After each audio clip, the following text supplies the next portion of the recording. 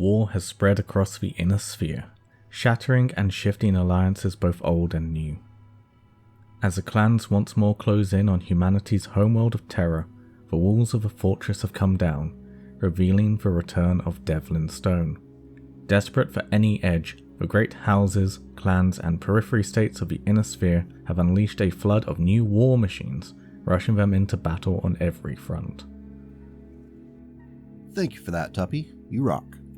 As BattleTech moves further into the IlClan era, there are a lot of older players, including myself, who aren't as knowledgeable about some of the newer mech designs that'll show up in the fiction and sourcebooks. In order to help with that, I'm going to focus on some weight classes and pick a handful that I think are interesting in either their loadouts, design, or lore. Today we're going to start with the ever-plucky and useful light mechs. Now this first candidate is one I'd like to see much more of in future BattleTech lore. It takes the concept of a speedy light to the next level with a top speed of 216 km per hour when it has its mask system enabled. That's a fast mover for sure. The Gunsmith is an inner sphere mech first produced in 3131 by Jalistar Aerospace. Their goal was to create a fast raiding light mech that used the best technology available. The result was a very sleek design with a hefty price tag. After action reports have been quite favorable, though it's very early in the life cycle of this battle mech to say for sure if it's a sterling success. Built around a Plasma Star 250 extra light engine, the Gunsmith can travel at 162 km per hour without turning on its mask system. The overall profile of the mech is very futuristic and slim, offering an enemy a very difficult to hit target. While there are no jump jets, the savings of going with that extra light engine are instead found in its weapons and armor. There are 2 medium X pulse lasers in each arm, which can generate a good chunk of damage for a 25-ton mech. They do generate 6 heat per laser though, so an Alpha Strike is going to actually push you past that mech's ability to sink it away. Mechwarrior is going to have to balance the temptation of doing 24 damage and ending up with that 4 extra heat. Most Mechwarriors are probably going to be dropping down to just 3 lasers per turn most of the time. The Gunsmith's first deployment resulted in positive results, though it ended up being in rough timing as the blackout for the HPG network resulted in that widespread disruption of commerce and information distribution. The Gunsmiths that have been produced since have performed well. On Brookland, a lance of Gunsmiths were used in an extended raiding mission deep behind the front lines. The House Davion force ran rampant across the logistics lines of the 11th Ghosts, and caused havoc for 10 days before a full battalion of Ghosts was tasked to finally putting an end to their annoying fast lance. Through the use of ambushes and rapid strikes and falling back quickly, the Gunsmith lance caused far more damage than expected. The Butcher's bill of damage included 7 battlemechs, 6 tanks, 19 battlesuits, and many hundreds of tons of supplies denied the enemy network. The Gunsmith has proved itself on more than one occasion, and they are effective at smashing and grabbing, penetrating and destroy missions, and even rescue missions that require keeping larger units busy. Subaltern Luisa Cordoba made a name for herself within the Davion Light Guards when she used her Gunsmith to great effect against a well-situated armor platoon from the Combine's 10th Ghost Regiment. She was able to capitalize on her mech speed to flank the position and directly strike the enemy tanks before taking any serious return fire. That action opened up a corridor which was used to advance an entire company worth of Davion forces. On the tabletop, we're looking at 1,465 battle value, which is expensive for a 25-ton mech.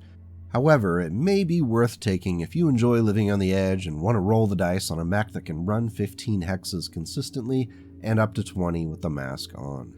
The 4 medium X pulse lasers can do some serious damage. Just typing these words out, I want to print off a record sheet and run downstairs to try it. Hopefully you'll give the Gunsmith a try in the near future. Our next mech will look familiar to almost all fans of BattleTech, though this mech is definitely a unique one of its own.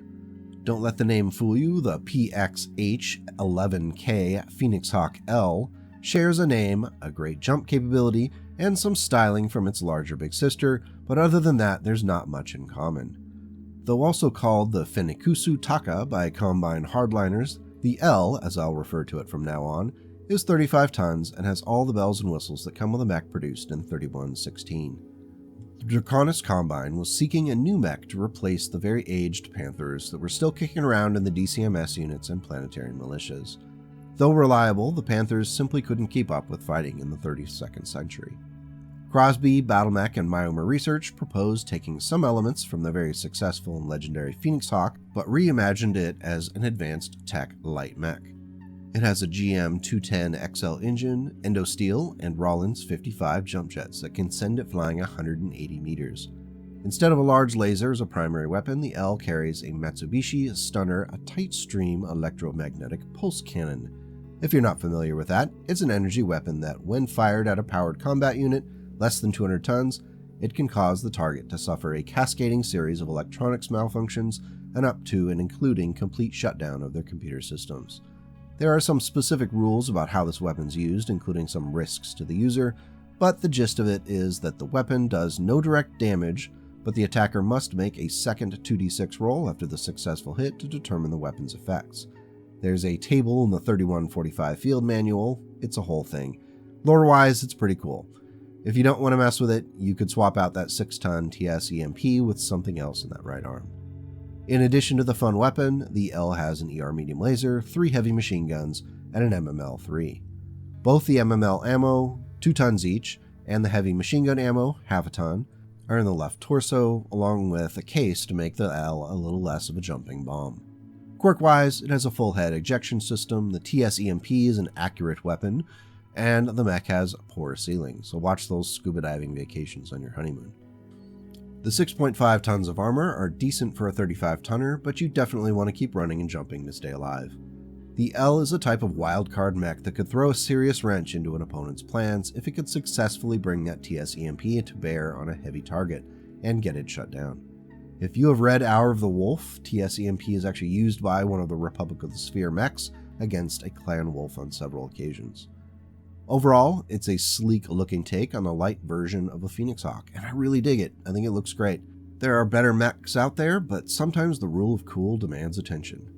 Our next mech that deserves some love is the Koshi, a non-Omni mech version of the popular classic clan design, otherwise known as the Mist Lynx.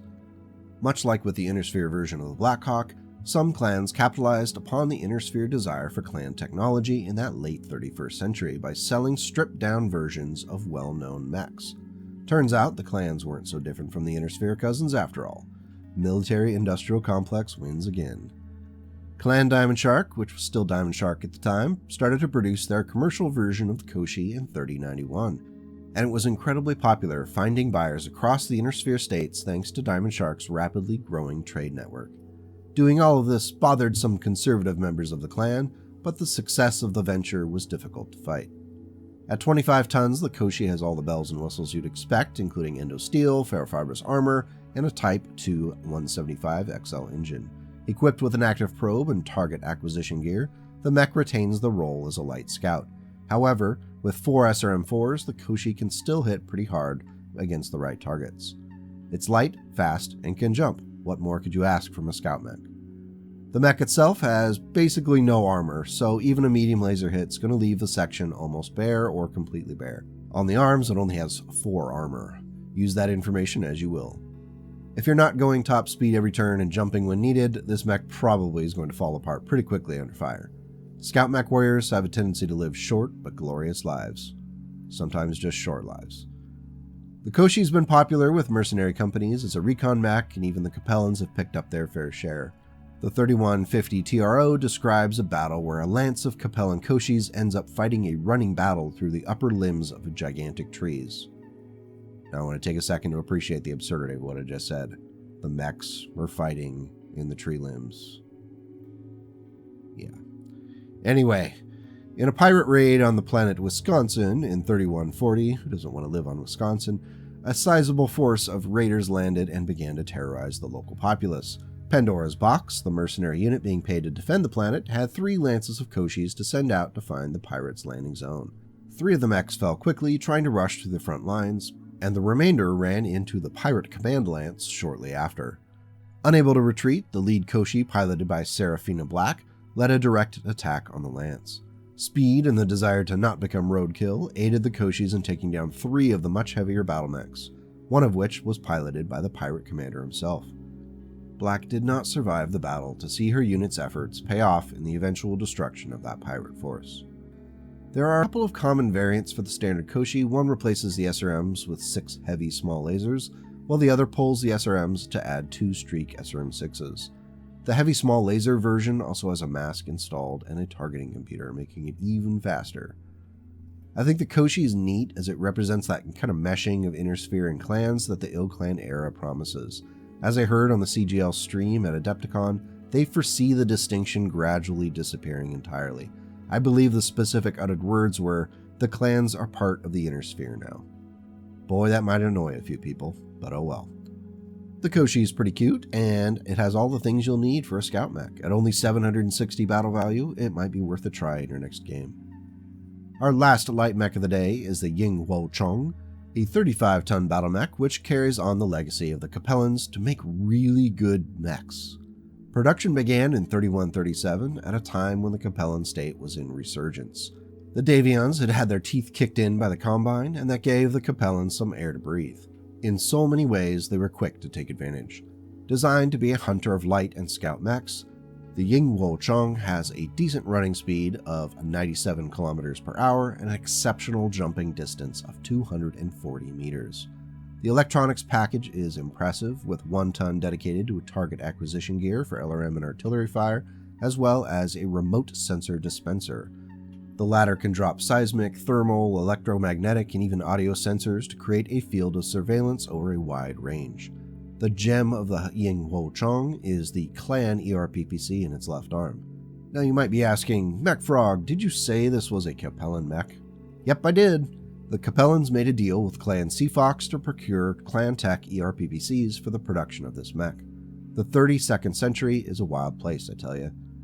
The PPC is well integrated into the design and even has the improved cooling jacket design quirk, which drops the heat generated by the PPC by 1 per shot. Not too shabby. It has 7 tons of ferrofibrous armor, which is fair, and the rest of the mech's weight is spent on improved jump jets, which give it that lovely jumping distance. The Ying Wo Chong was used effectively in the Capellan invasion of Cumberland in 3144 when it acted in conjunction with other mechs in a screening force. In battles that featured an extensive use of electronic warfare, the sensors dropped by the Ying Wo Chong were incredibly valuable for locating and then eradicating enemy forces. Acting as hunter-killers in the invasion of New Syrtis, a pair of Ying Wo Chong spent 5 days behind enemy lines and were forced to take on and eventually defeat a lance of hatchetmans and wolfhounds, taking advantage of their light mech's agility and range advantage. When word reached the Davion command, they had to shift their headquarters even further away, which caused a disruption and contributed to even more Davion losses.